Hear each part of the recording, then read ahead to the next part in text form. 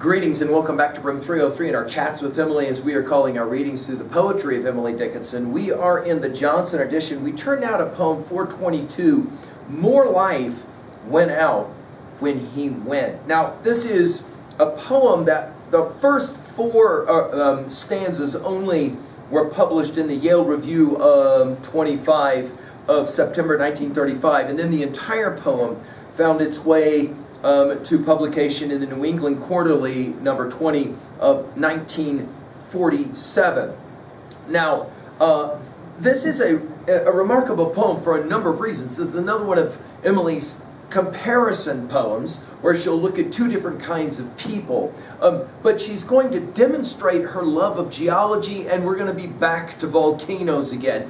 It's clear that Emily spent quite a bit of time in this study, so she felt fluent with, for example, the names that she'll reference in this, and the words that she'll use in this poem.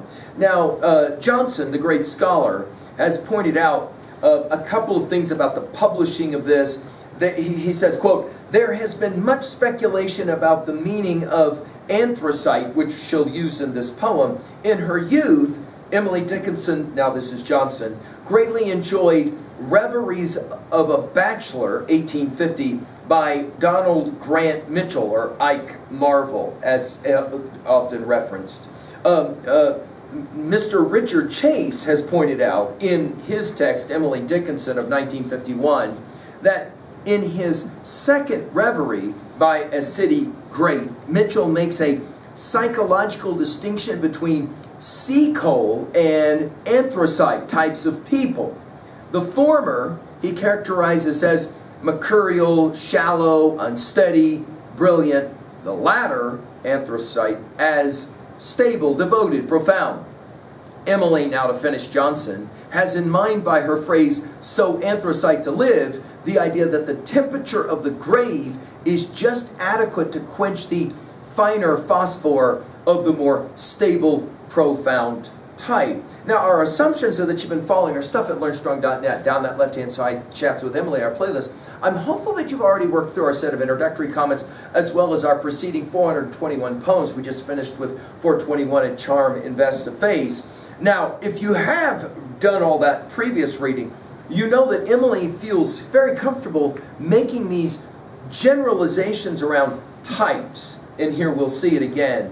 She says it this way: "More life went out when he went than ordinary breath, lit with a finer phosphor, requiring in the quench a power of renowned cold, the climate of the grave a temperature just adequate, so anthracite to live. For some an ampler zero, a frost more needle-ken is necessary to reduce the Ethiop within.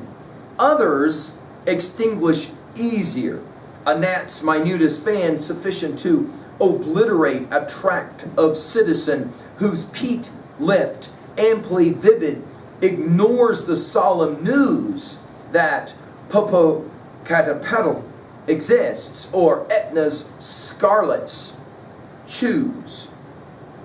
Now, the comparison begins, notice, with the opening stanzas. More life went out when he went than ordinary breath. In other words, and by the way, we don't know who she's referencing here. Maybe just an individual. What's her point?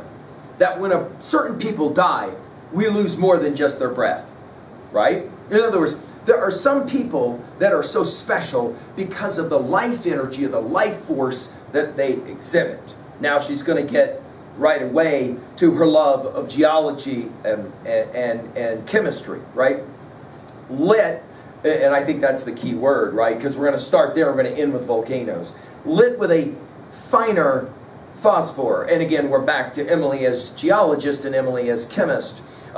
Phosphor, by the way, will be referenced already in 233, you'll remember, but also in 689 and 1598.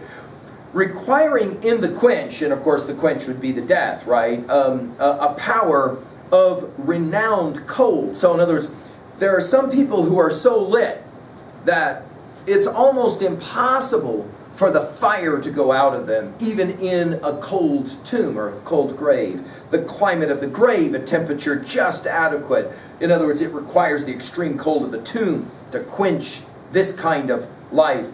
So, anthracite to live. Again, we're back to Ike Marvel and the idea that there are certain folks that are steady, they are dependable, they are profound, as opposed to the sea coal, who are mercurial and shallow and unsteady. By the way, you'll remember in poem 341 are references to quartz, and when we get to 789, it will be granitic. Her love of, again, her love of rock and of geological formations. For some, she says, an ampler zero, a frost more needlekin is necessary to reduce the Ethiop within. Now, we'll see Ethiop used one only other time in 492. When we get to poem 670, we'll be playing a similar kind of inside-outside game. One need not be a chamber to be haunted. One need not be a house. The brain has corridors surpassing material place, far safer of a midnight meeting, external ghost than its interior confronting that cooler host. Far safer than an abbey gallop, the stones a chase, than unarmed one's a self-encounter in lonely place. Ourself behind ourself concealed. Should startle most assassin hidden, our apartment be horror's least. The body borrows a revolver, he bolts the door overlooking a superior specter or more. This idea, there is this fire within, she calls it the Ethiop within. And then she'll talk about the others. Others extinguish easier. A gnat's minutest fan, you'll remember gnat from 372. The gnat is a system of measurement, right? A gnat's minutest fan, sufficient to obliterate, you'll remember obliterate from 396, a tract of citizen. In other words, her argument is that there are some people who are so alive, so on fire, they are so compelling as individuals, it's almost impossible to take out their fire. There are others, as she will say, who, yeah, they extinguish much easier.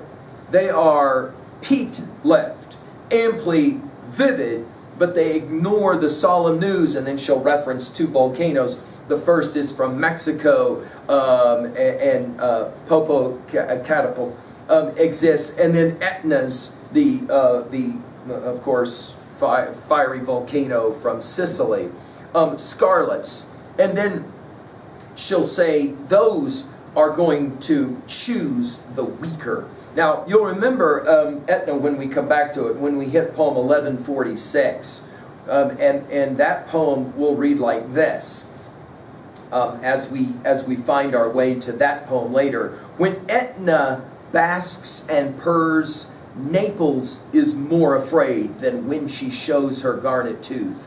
Security is loud. The point of this poem, I think, is it's best to be strong and on fire, the Ethiop within, than to be sluggish and a gnat's wing could knock you over. And to be the foreign references and the geological and chemical references here suggest that Emily was well read, she was well educated. At 3a, there's so many titles that can relate here. Do you guys remember when we did Dante's Inferno, Canto 24, you'll remember, that Dante the Pilgrim is so tired, and he says to Virgil, I'm done. And Virgil will say to him what? Up on your feet, this is no time to tire. The man who lies asleep will never wake in fame, and his desire drift past him like a dream, like ripples on a stream. Finally, at 3b, of these two kinds of people, which do you consider yourself most like? And to what degree do you consider yourself a powerful force, a life force, a fire force? I hope so. Thank you.